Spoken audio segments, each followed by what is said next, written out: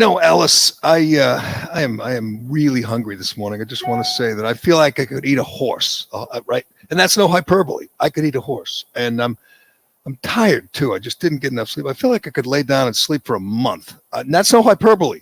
I could sleep for a month, and it looks like it's going to rain again. I think it's raining more now than it did when Noah built the ark, and that is no hyperbole. It's raining so much that we should all build arks. That's no hyperbole.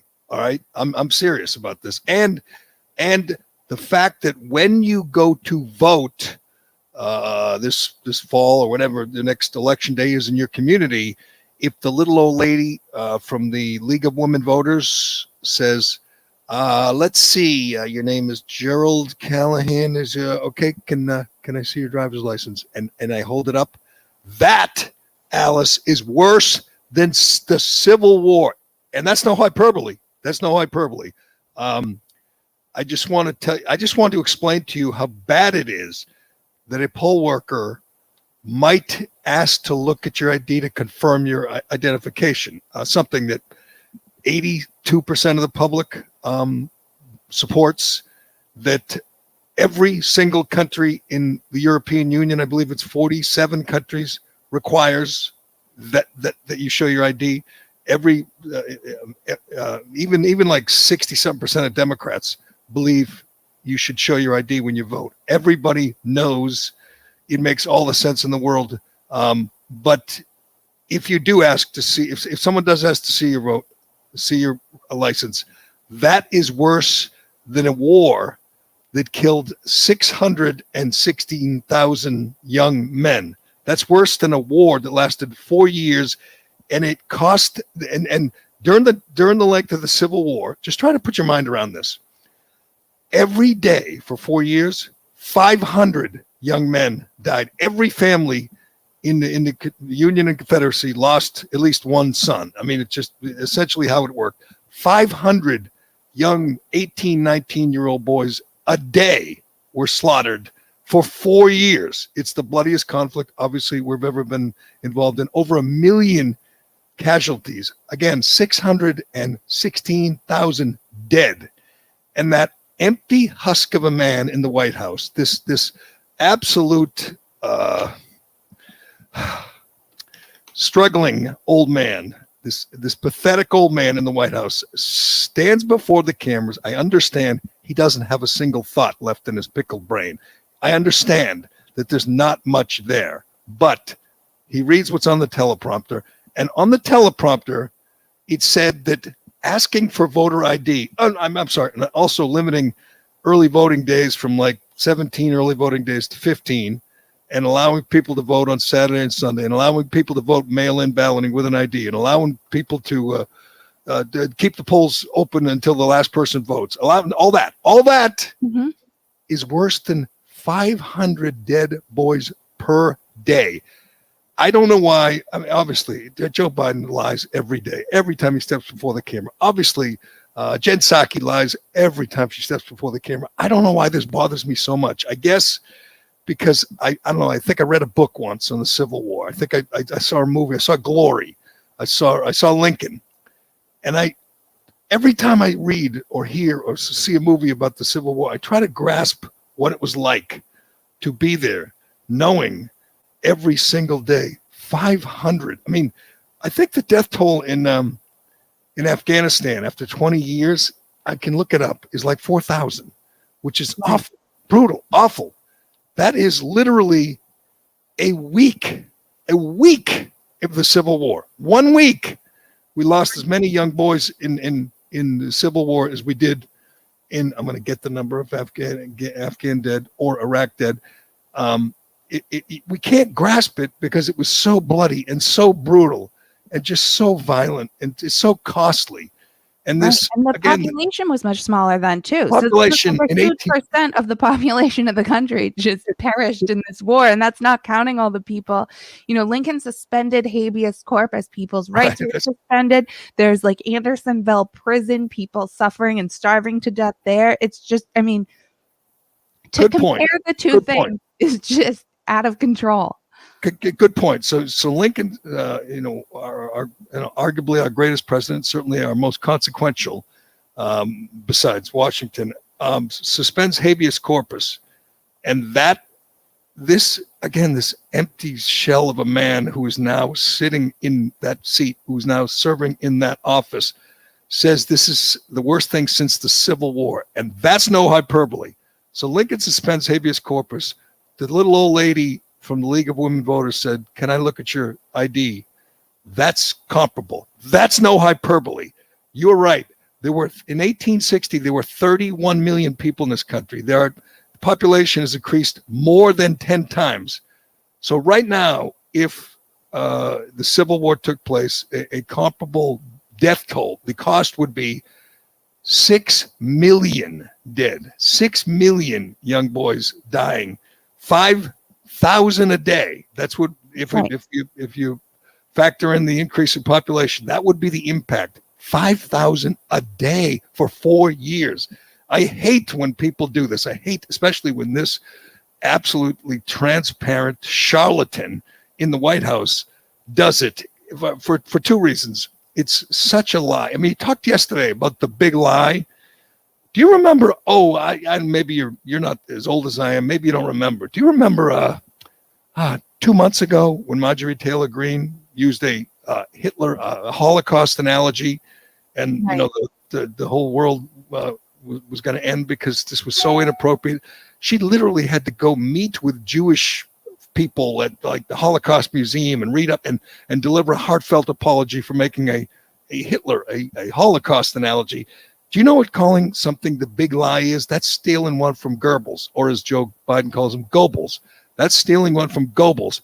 Your president did it again yesterday. A Hitler, a Holocaust, a Nazi Germany analogy, talking about the big lie. There's not even a peep. Nobody cares. It's like, yeah, he could do it. The president could do it. But this insignificant backbencher from Georgia, she does it. And oh my God, kick her out of they wanted to kick her out of Congress. There was a movement to kick her out of Congress for comparing something to the Holocaust because she was talking about vaccine IDs and how they're totalitarian or something.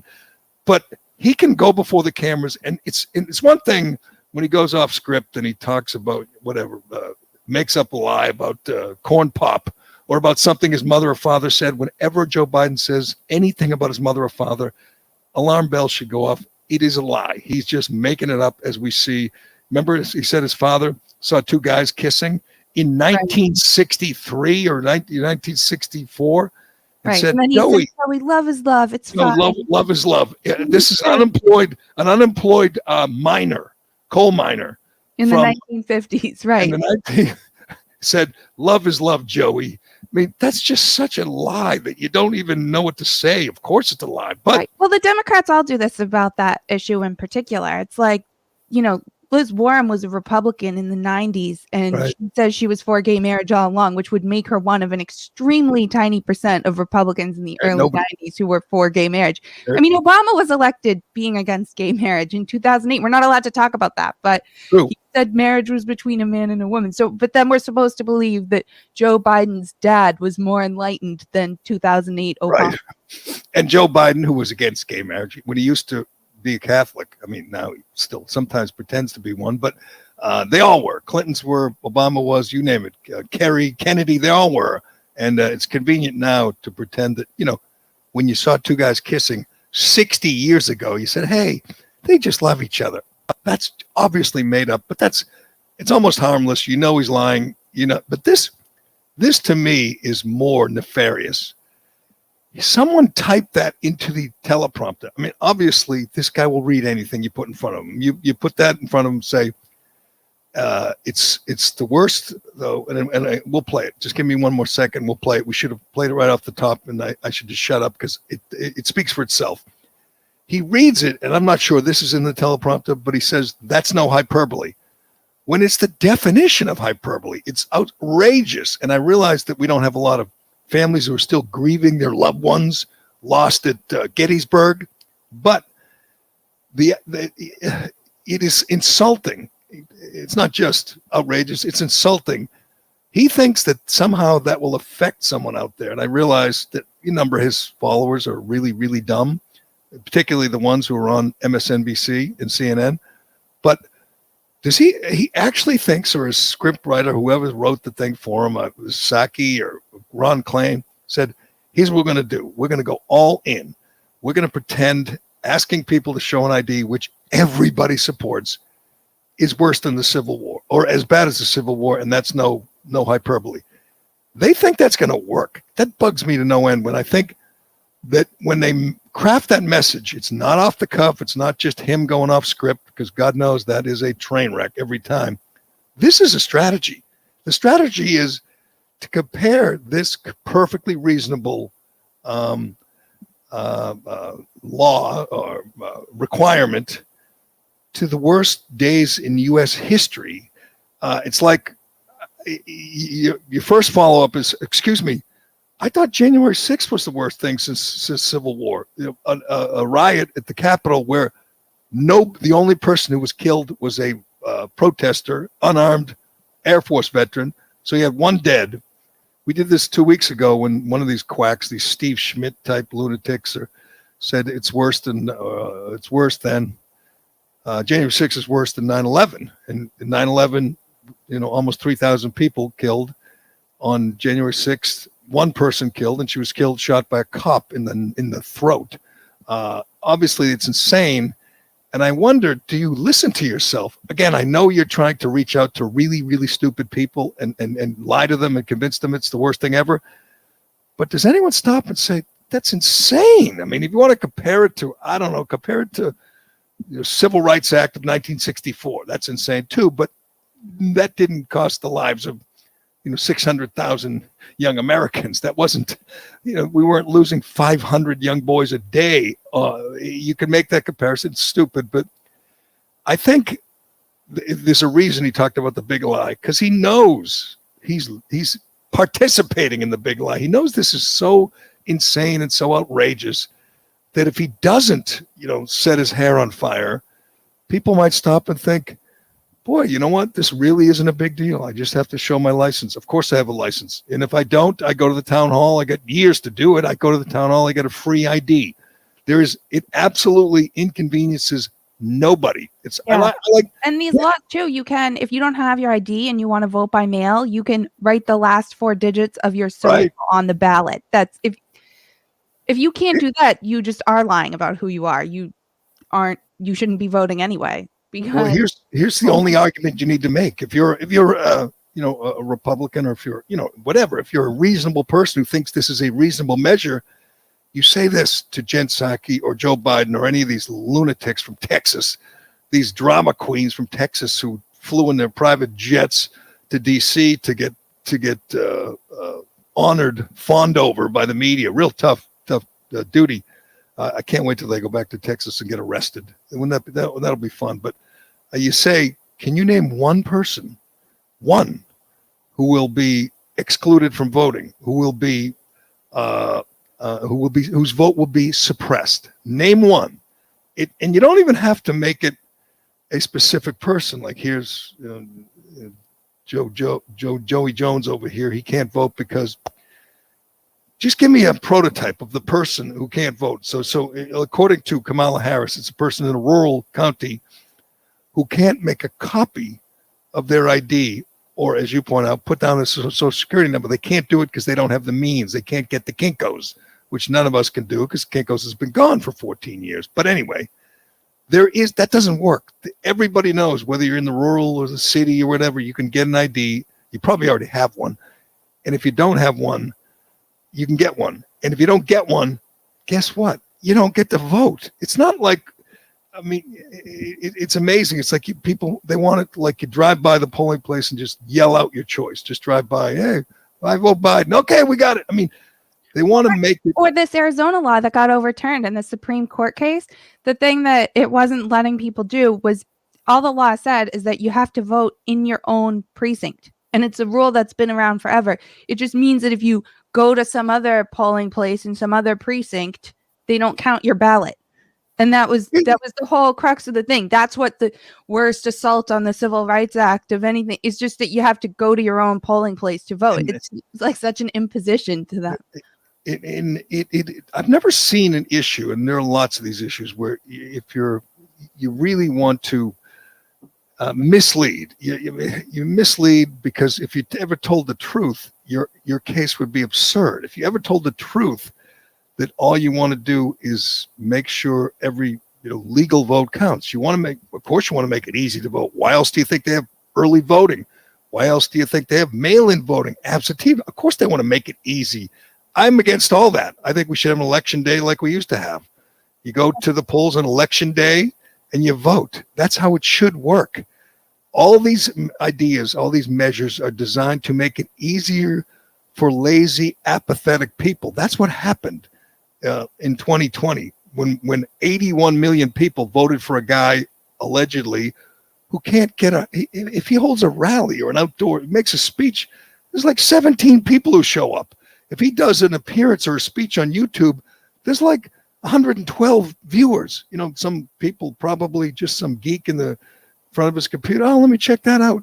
Nobody has any passion for this guy who allegedly had got 15 million more votes than Obama did. It's only people who love him are the people in the White House press corps. They're in love, but no one else. Yamichi's the only one that loves him. Nobody out there loves him, and I understand they rigged the system on the pretense that it was COVID. You had to take these COVID measures. So here's what somebody proposed yesterday. I don't know who it was. Might have been one of the Republicans from Texas. That instead of this new law that they're blocking, that they had to leave the state to I guess to block for now, how about we revert back to pre-COVID? We go to 2019 laws, 2019, 2018 voting laws. That's Jim Crow, Jerry. That was Jim Crow back in 2019. So 2019, the vote, the way we voted in this country, say Texas, or we can go to a more repressive, more strict, racist place. We'll go to, I don't know, Delaware. Delaware before COVID, there was fewer, early days. There was fewer mail-in ballots. Obviously, wildly racist, worse than the Civil War, worse than Jim Crow. Why don't we do that and just be done with it? We don't need new laws. We'll just go back to the old laws 2 years ago. How about that? When you guys didn't say a word about Jim Crow, when you didn't say a word about being it worse than the Civil War, and people in the rural counties couldn't vote because they couldn't make copies. You didn't say any of that 2 years ago. How about we just do that? Easy enough? Everyone up for that? Of course not, because their whole objective here, if they were to be honest, which is never going to happen. Joe Biden hasn't spent a day in his life being honest about anything. If we're going to be honest here, he lies more easily than Clinton did. Clinton, who was, I believe Bob Kerry called him an unusually good liar, can't hold a candle to Joe Biden. Joe Biden, who stands up there and says, the Georgia voting law is worse than Jim Crow. It's like Jim Eagle, which was idiotic. Here's Jim Eagle. This makes Jim Crow look like Jim Eagle. That could not have been in the teleprompter. He went off script for that, right? Because it's so stupid. It's so stupid. What does it even mean? The eagles, aren't eagles better than crows? They're prettier and they're more majestic. They're patriotic, yeah. So aren't they? Does that mean their eagles are worse than crows? I don't even get it. It's so idiotic. If you're his script writer, you're cringing every time he goes off script. But anyway, he had no problem reading what they wrote for him yesterday. They wrote that these laws requiring you don't allow partisan poll workers to give sandwiches and sodas to people in line. You don't allow them to bribe people in line. That is worse than this, or as bad as the Civil War. That's worse than Jim Crow. You're typing that into the teleprompter. You're thinking, is this a bridge a step too far, too much? Is this a little too extreme? And they say, nah, he'll read it. He'll read anything. I would love to see that, hear that exchange behind the scenes. Should we go there? Should we make the idiotic, insane, outrageous claim that asking for an ID is worse than or as bad as the Civil War? And you know what they do? They say, sure, he'll read anything. Go ahead, type it in. He's 78 years old. He's barely with it. Just type it in. He'll read it. And he did. And he does it without hesitation. He does it very comfortably. But I could shut up now. Let's listen to the commander-in-chief compare these measures, trying to confirm who's voting, with the worst, bloodiest battle in this country's history. I've said it before. We're facing the most significant test of our democracy since the Civil War. That's not hyperbole. Since the Civil War. The Confederates, back then, never breached the Capitol, as insurrectionists did on January the 6th. He went quite comfortably, went from voter ID laws to the January 6th riots at the Capitol. And I guess here's the bottom line, Alice, is they know 2022 is going to be is likely to be a bloodbath for them. It's likely to be devastating. They're going to lose the House. I think they're going to lose it resoundingly. I think there's going to be people who, whether it's, during the 15 days of early voting or whether it's in, the mail-in balloting, they're going to go with a vengeance to the polls to vote these people out because they're disgusted, not just with stupid things like this kind of rhetoric, but we have inflation, there's so many things right now that aren't going well. You've seen, people are waking up to the fact that Antifa and BLM can riot, can do what they want, and in January 6th, trespassers are in solitary confinement. I think over the next 2 years, people are going to wake up and they're going to passionately vote out some of these bums, and I look forward to that. So the strategy is, without Trump to beat up on, you stick to January 6th. Don't let it go. They have another 2 years, or less than 2 years. They have another year and a half to hammer away at January 6th, to make it seem like the insurrection, like they were this close to overthrowing the government, this close to beheading Mike Pence. That's absurd. It's silly. It's nonsense, but they're going to stick to it because they have to. And they're going to sit and they're going to continue to hammer away at the ridiculous notion that these voter ID laws to prevent further voter fraud, are racist, are Jim Crow, are relics from another time in this country. And if they're hoping enough people believe it, I tweeted about this yesterday, and I got, I don't know, a bunch of responses, but maybe 3 or 4 saying, you can't be serious. The Republicans do everything they can to stop black people from voting. And I'm going, how do you figure? How do you figure? It's just an absurd notion. But hey, what do they say about the big lie? You repeat it enough, people are going to believe it. If Biden continues to use this Goebbels strategy of using the big lie and saying it over and over again, maybe he figures just enough people in just the right places will believe it, will buy it. We'll see, but I think it's too much. I think they're insulting people. They're insulting their own supporters when they say things like this, because everyone knows January 6th wasn't worse than 9/11. Everybody knows voter ID laws aren't as bad as the Civil War. Everyone knows it's absurd. It's extreme. If you spend all your time watching MSNBC, then I think you think there really was some kind of revolutionary act that was trying to overthrow the government, because every time I post about it, I get the comments like that, like people saying, right, how can you say that? They killed police officers. And I'm like, what police officers did they kill? Brian Sicknick died a day later from natural causes. This isn't like, there's no connection between that thing. And he's the only one. It's a good point when you think about it. This guy, Joe Biden, complaining about the big lie, complaining that, again, the Goebbels term that you use a big lie, you repeat it enough. He went before the world 3 weeks ago in Switzerland and said that the insurrectionists killed a cop.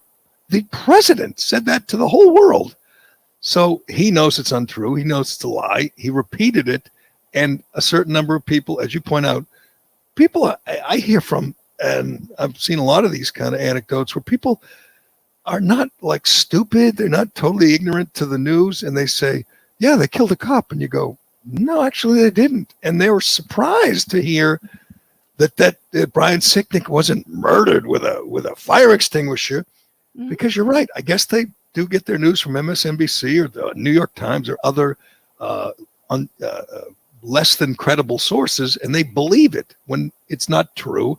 And the idea that, or they call it an armed insurrection. First of all, there were no arms. They had no guns. Secondly, it's not an insurrection. That's an absurd term. You want to say they're thugs and they're criminals and they're rioters and they're morons. I mean, you can come up with plenty of descriptive terms. It's not an insurrection. They didn't almost overthrow the government. They weren't going to behead Mike Pence. I Right, guess you see people say like they had a gallows, they were going to hang lawmaker. Have you seen actual pictures of the gallows with people like to scale standing next to it? You could hang a Barbie doll in it. It's like I'm pretty sure it was size news. You know what it was? You know what it was, Alice? It was a Lego version of the gallows. They built the Lego gallows. It was a Lego gallows, of course, and there's a reason they're not showing you 14,000 hours of videotape from the Capitol, because most of it will exonerate, a lot of the rioters. I mean, I'm not saying there's not, 24 people who committed violent crimes, who assaulted cops, and God knows, I don't care, put them away. I'd give them a trial first. I know that's inconvenient. They don't really want to do that. Right. I'd let them make bail, and then I'd have an arraignment, and then I'd have a trial, and then I'd have a jury, and then I'd have a verdict. And if they are guilty, put them away. Unlike if they're Antifa, they get arrested, they're out 10 minutes later, and then 6 months later, they drop all charges because they're on the side of the regime, and the people who are against enemies of the regime must pay. They must be made examples of, because we can't ever have that again. We're going to learn more, and this will be a story for the rest of my life. I don't know about yours, Alice, the rest of my life, because there'll be all kinds of crazy conspiracy theories, and some less crazy than others, but there'll be lots of video of cops opening the door and escorting them into the Capitol, and how you can be charged with trespassing if you show a video of you walking through an open door at the people's house and just taking pictures. I'm not sure how that's criminal, but they're going to make the case. They're going to try to make the case that it is. Did you see yesterday they rounded up a family of 5? Yeah. An entire family was arrested together for entering the Capitol and taking selfies. And one was a minor, so they gave the year of the other kids and the parents.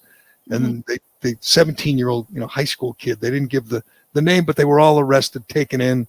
And I'm sure they'll be in solitary, for the indefinite length of time, because that's how it works. But it's not about, justice, obviously. It's about making an example and keeping a narrative alive. They have to keep this alive for a year and a half. It's not going to be easy, especially if more people pick up on the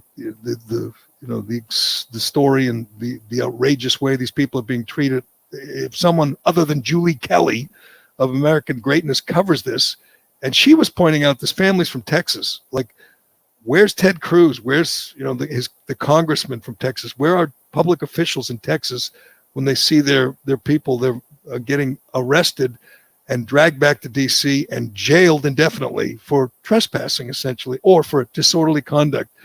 They need some public officials. They need some senators. They need some more Matt Gaetzes out there kicking and screaming and saying this is outrageous. These people committed nonviolent crimes and they're still in solitary.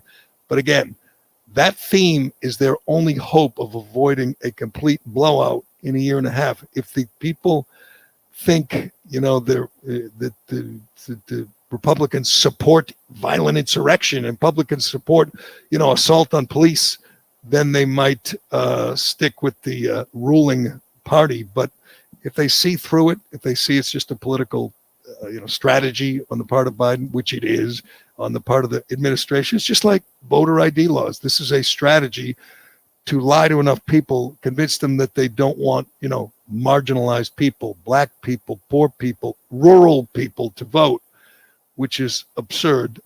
Think of that. They're talking about rural counties and how make it. I'm pretty sure that's Trump country. I'm pretty sure what Kamala Harris is talking about out in the sticks, like, Wyoming and Montana, where they don't have a Kinko's or an Office Max. They those are figure out how to vote. They'll find a way. They're not that stupid. They'll find a way, and they will vote, and they will vote. I think they're trying to recast it like that to make it seem like it's not just about urban people voting. They're trying to make it seem like these mean Republicans, they're going after you too. It's like, why do all these stupid rural Republicans keep voting against their interests? We don't understand. They're being mean to you. It's absurd. And I think it's a tough job. It's a really tough job to convince people that showing an ID when you vote is wrong. And you follow up as, wait a second, why is that wrong? Oh, because some people don't have IDs. And you say two things. Why don't they get them? Or if they don't have IDs, if they don't have enough drive, personal, ambition and to get out there and get an ID, maybe they don't have enough drive or ambition to vote. If you're of voting age, you're 30, 40 years old and you don't have a picture ID, you're probably not a real self-motivated guy or girl. You're probably not there's probably not a significant number of adults who are 40, 50, 60 and have no voter ID, no photo ID, and you really want to vote. Well, if you really want to vote, go get an ID. Go to town hall. They're free. Go to get an ID. You don't have to drive. You don't have to use it for anything else. Just go to. Think of the kind of person that does not have a photo ID. They can't do anything. They can't travel. They can't fly on a plane. They can't, cash a check. They can't drive. They probably can't work. What is that person doing? That adult that has no photo ID? What are they doing all day? What are they doing with their lives? Playing video games. I don't know. I don't think they probably know a lot about who's president and who should be president or any of the issues. That's the key.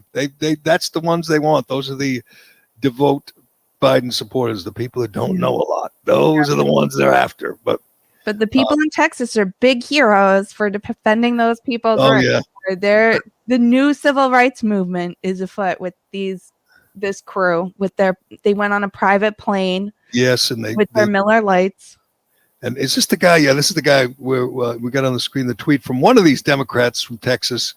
Is this the guy with the salad or the other guy? This is the other guy. Who said they made, people made sacrifices to fight for the right to vote over the years. Is this the one? Yeah. Yeah. Says this is him after they flew out of Texas to D.C. James Tellerico. He looks like he's 12 years old, and he's an absolute nitwit. He was arguing with Pete Hegseth on Fox, and it was Hegseth couldn't stop laughing. This guy is so ridiculous. But anyway, he tweets, "We left behind our families, our livelihoods, our beloved Texas, but our sacrifice is nothing compared to the sacrifices brave Americans have made throughout history to protect the sacred right to vote." Okay, they left behind their families, their livelihoods, and their beloved Texas. No one forced them to. They did this on their own. They got on private jets paid for by we don't know whom, stocked up with Miller Lite, and headed to D.C., where they're going to be honored by the rest of the radicals, and including the media, of course. It's a vacation. We don't know how long they're going to be on this vacation and be honored and celebrated. At least through August 6th, because that's when the session ends. So they have to be away at least that long, or Texas might pass a law that's actually popular there that people want to pass. That could happen. I can't imagine the majority of Texans have any respect for these people. I'm sure they don't, but it doesn't matter. The Republicans control the legislature. They have the governor, so they can call another special. They can't win this. All they can do is draw attention. And I think it backfires because you draw attention to it and people go, wait a second. So the new law makes it easier to vote than the one we had pre-pandemic. 2 years ago was more restrictive than this one that they're calling Jim Crow, that this one that has caused them to leave the state. They have a problem because when you do a stunt like this, you bring attention to yourselves and to your issue. And when you bring attention to the issue, people realize how absurd it is to compare it to whatever, this Jim Crow or Civil War, whatever, and they realize that the law does nothing to marginalize anybody. The law does nothing to suppress anyone's vote. Everyone believes that. Again, I think we should suppress more votes. I think we should have election day. I think people should go to the polls like they used to do. I think they shouldn't make it easier for apathetic, lazy people who don't even care You don't about the think election. election month is a good idea? I don't like election month. In fact, I think it's unconstitutional, and I can't believe we've made it this easy. If we made it just a little bit more difficult, I think you should have to go to the polls. If there's a line, you should have to wait in it. You should have to care. That's my requirement. You should have to care about voting to vote. And if you don't care, don't vote. Texas has a message for people like you. Thank you very much for all that you and all of your colleagues are doing here today. Thank you. We will overcome. We will overcome. We will overcome someday. Wow, I think some of those freedom fighters, those heroes, need to overcome their eating habits. You know, did you notice that on the plane? I mean, there wasn't a lot of room for extras. They were taking up, each and every one took up like a seat and a half. But I hope they are having fun singing and drinking in DC for a couple weeks, because they have become such an object of ridicule. Everybody knows what clowns they are. It's embarrassing. The guy who tweeted out the picture of his salad, and said this is his fist meal as a fugitive. Little typo, his fist meal, and it's a picture of like a snack bar Caesar salad and a Coke. Does that look like he writes delicious. Does that look delicious to you, Alice Shattuck? That like literally looks like a gas station salad that you got at the Circle K.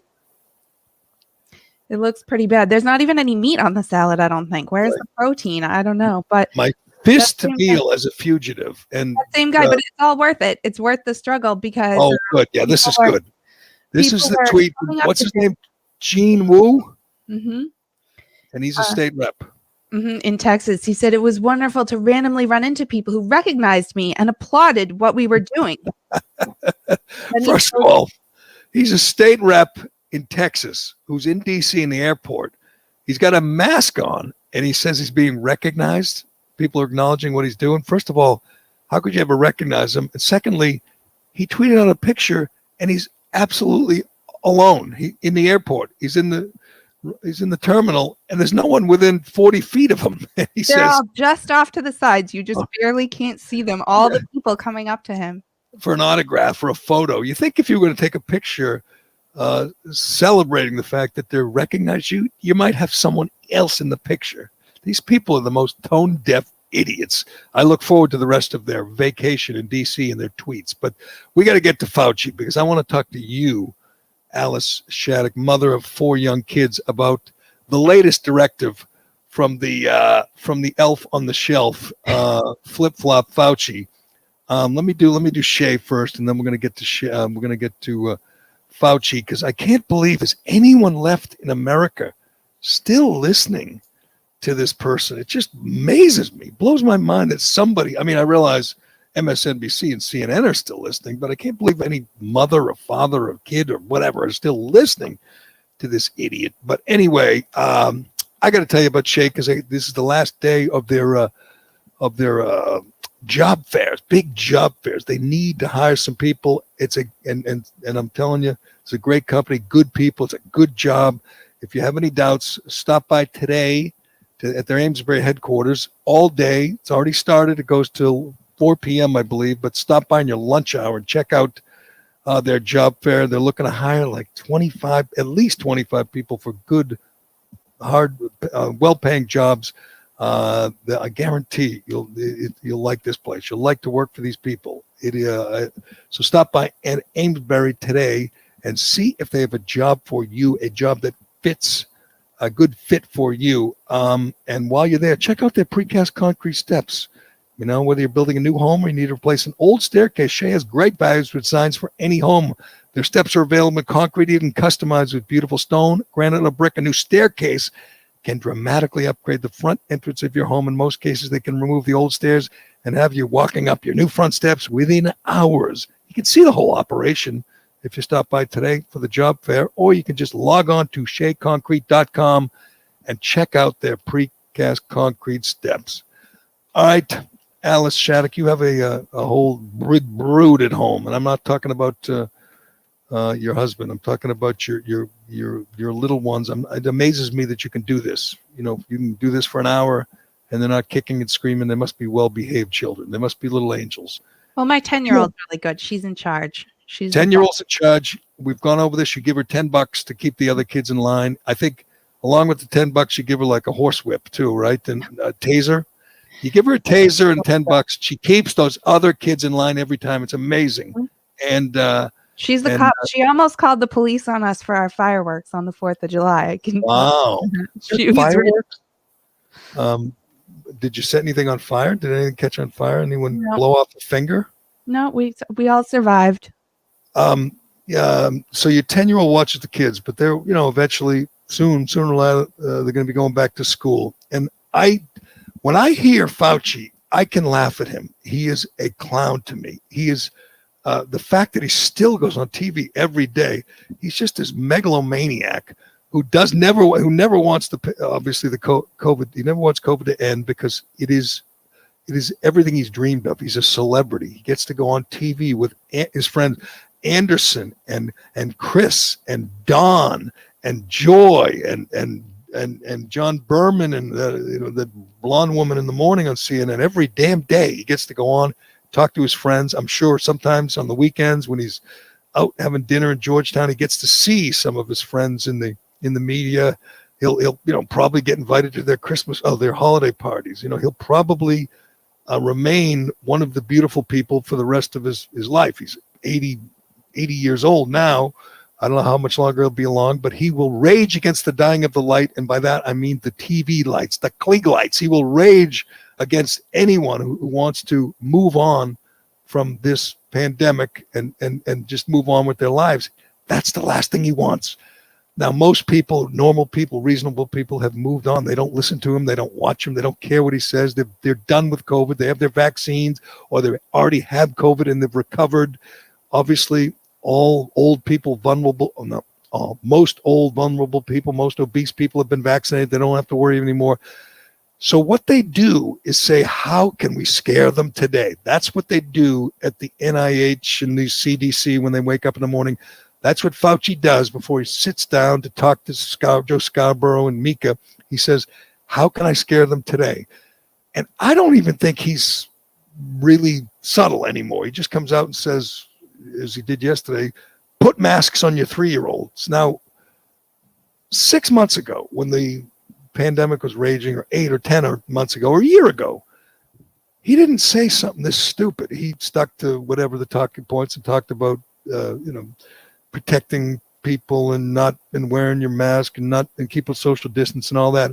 He didn't advocate child abuse, but now he does. This is how nuts and how crazy he's become. He advocates for child abuse. Putting a mask on a 3-year-old is child abuse. It is making your child uncomfortable, perhaps unhealthy. It is messing with their minds. They start thinking there's scary viruses around the corner that are going to attack them and kill them. That's what he wants. He wants them to abuse. That's what he wants you to do, Alice Shattuck. Abuse your children, including a 3-year-old. He says this without chuckling or laughing or even saying, you could do it if you want. You can't be too careful. He flat out says that you really must wrap this stupid piece of cloth around your child at the age of 3. Now, we all know that's absurd. If your kid even gets COVID and a 3-year-old won't even know it. I think I read one statistic that's like a kid is essentially at as much risk from COVID as a vaccinated adult is, which is almost none. And telling us over and over, like, more than 99% of the people who are dying of COVID now are unvaccinated. Like, okay, great. So, like, if you're vaccinated, you're pretty much fine. Go about your business and don't worry about other people's kids possibly affecting you. I need to. We've done this for a year and a half, and I still don't understand it. I had an exchange with a friend of mine on Twitter, and he's a big pro-vaccine guy and all that. And I still don't understand. He was upset that in Mississippi, only 35% of adults have been vaccinated. And, he's blaming, obviously, Fox News. I saw Dick Durbin did it on the House floor. The Senate floor did the blaming. He said Tucker Carlson and Laura Ingraham. Tucker Carlson and Laura Ingraham are at fault. So you're telling me Mississippi, where I'm going to guess the majority of the people holding out are black and they don't trust the government you're going to blame Laura Ingraham, or as he said, Ingraham, because some adult, some 25-year-old black guy in Mississippi says, I'm good. I don't want the shot. That's Laura Ingram's fault or Tucker Carlson's fault. It's such a leap and such a lie. But yeah, well, maybe they also shouldn't have spent the whole election season telling everybody that the vaccine wasn't trustworthy because Trump made it and he rushed it and we couldn't take it and we all had to be afraid of the vaccine coming out too early. Maybe they shouldn't have spent the last few months of 2020 telling everybody that if they feel so strongly about it. Maybe they should have set their hatred of Trump aside for a second and thought about public health for a minute if they were so when you think, can you name any elected officials? And God knows we're trying to hold people in power, whether it's in the media or public officials, hold them responsible if they spread anti-vax messages, like Laura Ingraham and Tucker Carlson, according to Dick Durbin, or if it's a media person or a elected official who is spreading doubt about the effectiveness or the safety of vaccines. I watch Tucker every night. I watch Laura a lot. They're not doing that. They're asking questions. And the biggest question, the most obvious question is, and I'll ask this every day and I'll never get a friggin' answer. If you're vaccinated, why do you care if I'm vaccinated? If you're vaccinated, your family's vaccinated, why does it matter to you if some kid in Mississippi gets vaccinated? Why? I mean, do you not trust the vaccine? It's like I say all the time that if I see someone with a mask out at whatever outside, and I still see them in Boston, I'm so tempted to say, you should get vaccinated. And then when they say, oh, I did, you'd say, then why are you wearing a mask, you idiot? I mean, which is it? Do you trust the vaccine or not? It just amazes me. This argument doesn't work to say, we have to get to 70%. Why? Why do you care if we get to 70%? If you're vaccinated, your family's vaccinated, you're good. And by the way, they want people who had COVID, even though their immunity is stronger than the immunity you get from the vaccine. They want them to get vaccinated, which is insane, but whatever. It's this obsession with people, mostly Democrats, mostly, these big government people. They want to literally go door to door and force people to get vaccinated against their will, even though it doesn't affect them at all. Anyway, I got to get back to Fauci yesterday because I can't believe he still says this. And I want to hear from you, Alice, mother of 4 young kids, in what you think when this, trusted public official, which he used to be, believe it or not, a year ago, people actually listened to him, telling you to wrap your kid's face in a mask at the age of 3. Let's hear from the garden gnome, Dr. Fauci. The children who are not able to get vaccinated because of their age should follow, their parents should follow with them, the guidelines of the CDC, that unvaccinated children of a certain age, greater than 2 years old, should be wearing masks. No doubt about that. That's the way to protect them from getting infected, because if they do, they can then spread the infection to someone else. That's amazing. It's amazing to me. This man is telling you to mask up your 3-year-old, 4-year-old, 5-year-old, which means that's going to be the rule in school in the fall, because he's in lockstep with the teachers union and all that. I mean, California already came out. Even if your kid is vaccinated, they still have to wear a mask at school in the fall. They're going to reevaluate in November. That's when they'll decide if maybe they'll let the vaccinated kids take the mask off. But it's wild. And they're around here, there are people that really do this, because I'm in mom Facebook groups and everything. And, people will post oh, does the daycare require masks on the kids? And a bunch of moms will all reply to show us all how great they are. They'll all go, oh yeah, my 4-year-old she wears it every day from 8 a.m. until when I pick her up at 5, Monday through Friday. And, she just forgets to take it off. They're just used to it. They love it now. They think the masks are great. Oh yeah, they like it. It's amazing. that you will do this to your child on the advice or the direction of this old fool, this little power drunk tyrant telling you to wrap your kid's face. Even again, if your kid has COVID, they won't even know it. If the kid gets COVID, they'll get it. They'll be done with it. They'll have the immunity. They won't even know it. The damage, and we've been saying it for a year and a half. I can't imagine the damage you're doing to a 3 or 4 or 5-year-old when the message is put this thing around your mouth, because it's out there is the boogeyman, the scary little virus that might swoop down, get in your mouth, go in your lungs, and kill you. People are telling their children that. Or worse, they tell their kids that their kid is going to kill them. I know parents that have done this too. Like, oh, we saw unmasked people today and my child was terrified that they were going to catch the disease and kill me. It's not fair that people make my kid feel this way. And I'm like, you made your kid feel that way. Who was telling their own kid that you're going to kill me? If you don't wear a mask, you're going to kill me. Your mom, you're going to kill me. I will tell you who, Alice. That is a really bad parent. Really bad people. Bad people, bad parents. You know why? Because you're exactly right. They're doing it for themselves. They somehow want to make themselves feel better. So they do this, take this step with their own children, which is affecting them physically. You know, they're breathing in their own noxious fumes. There was just a new study. The carbon dioxide concentrations in there are so high. And we were at the pediatrician's office yesterday with the kids, and the pediatrician was saying, and she's like totally a rule follower, believes everything that the CDC puts out. And she was like, I don't understand why in the pediatrician's office, where all of us, every staff member, every doctor, we're all vaccinated. I don't understand why we're still wearing masks, because we're scaring the little kids. I have kids that I've had that have been my patient for a year and don't even know what my face looks like. How can I develop a relationship with them? She's so right. You're scaring children. And why are you doing it? To make you feel better. That's not how it's supposed to work. You're supposed to be looking out for your children. You're supposed to be sacrificing for them. If you're a good parent, you're not supposed to say, this is going to affect my kid, hurt my kid emotionally, mentally, physically, but it's going to make me feel better. That's a bad parent, a bad person, a bad grown-up. If they are forcing children to do something unhealthy, something detrimental to their health to make you feel better. That's not how it's supposed to work. You're supposed to do things for them. They're not supposed to do things for you. And the idea that we're going to still do this after everyone who wants a vaccine got a vaccine.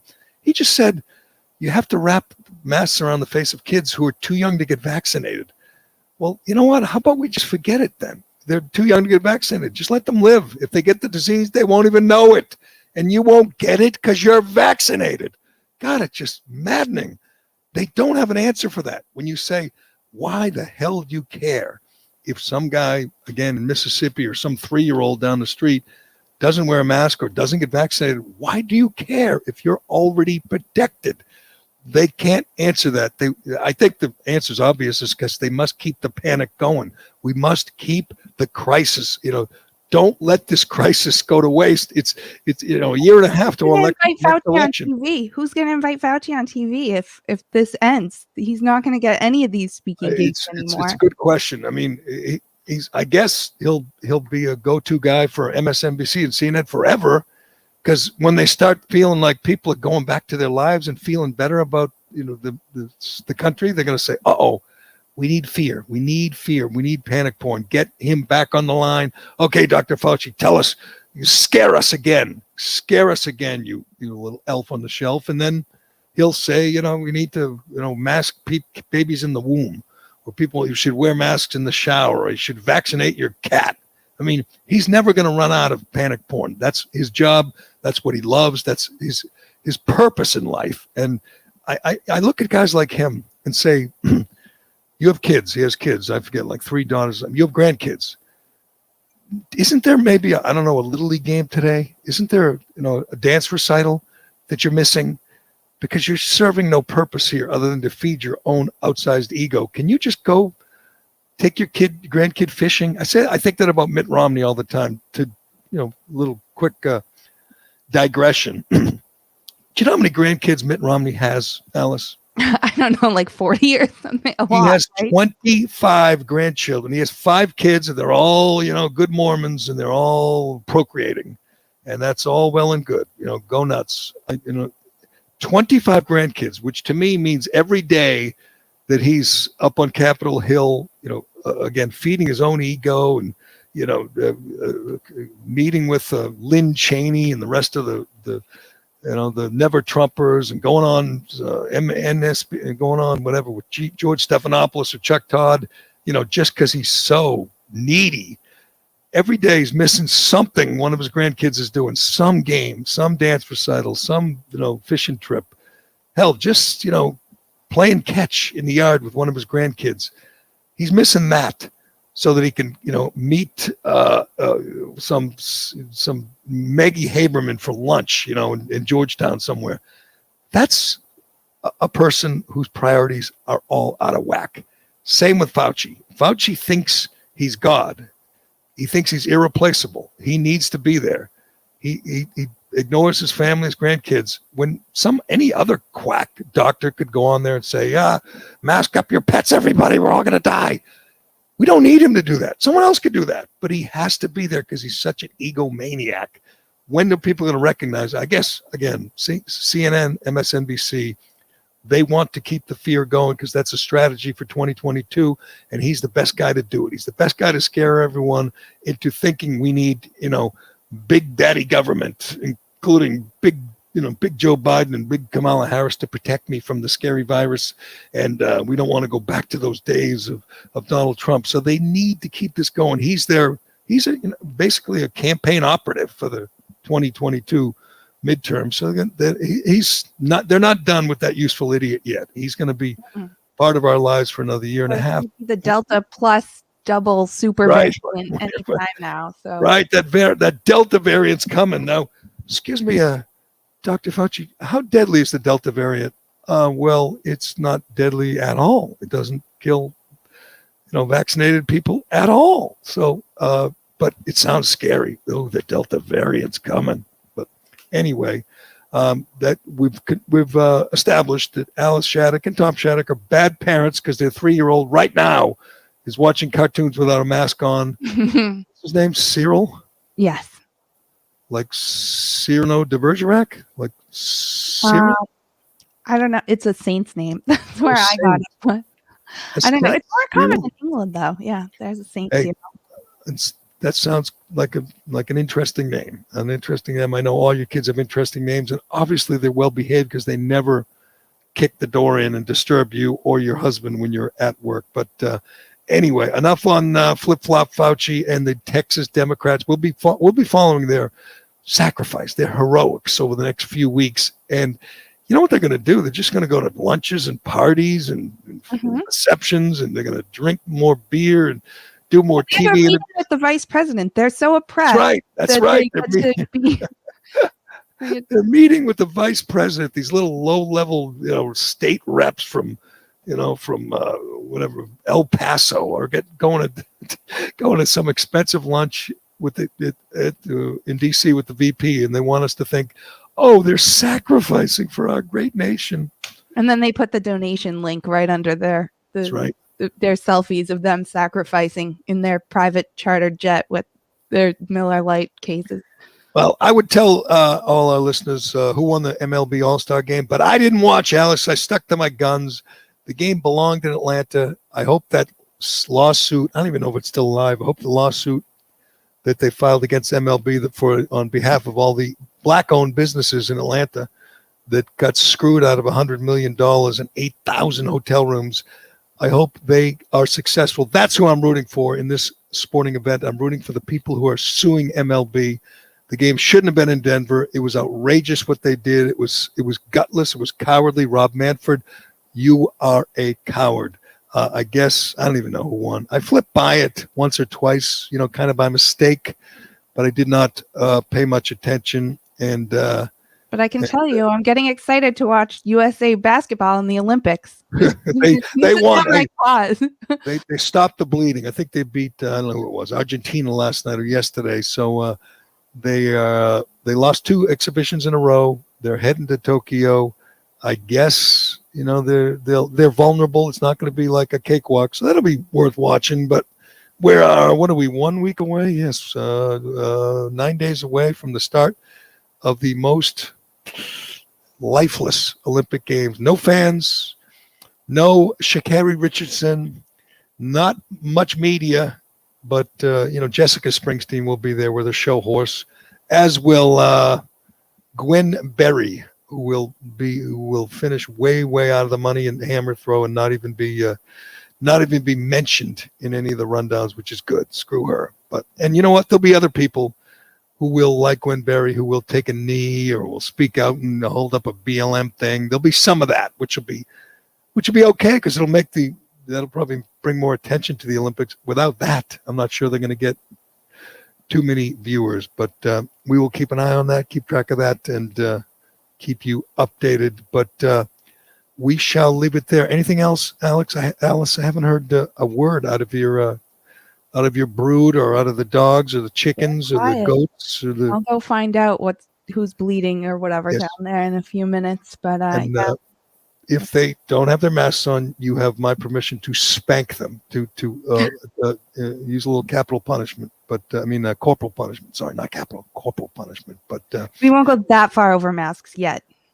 Now, if your kids don't have masks on, I'm just going to say that's the worst thing I've seen since the Civil War. That's not hyperbole. That is the truth. But get to it. You know what? Just tell them they have to wear the mask for the rest of their lives, just to be safe. They never can take them off. They need to shower in them. They need to swim in them. They need to sleep in them. That's what Dr. Fauci would like. That's the safe route. So keep them kids masked up. All right, Alice, thank you very much for once again stepping in and doing a fine job. And thanks to Shea Concrete and Allied Paving and DCU and everybody for listening and for watching and for commenting. A lot of comments. I didn't get the chance to read many of them. Any good ones, Alice? A lot of people agree about the masks. Don't mask the kids. A lot of people are sick of flip-flop Fauci, like me. You see him on TV. Don't you just cringe and say, enough of you? I mean, at some point you say, enough. I'm so tired of you. Can you go away now? It's like, watching Flo, in the commercial for whatever insurance, and you go, okay, I've had enough Flo. Can I go move on to something else?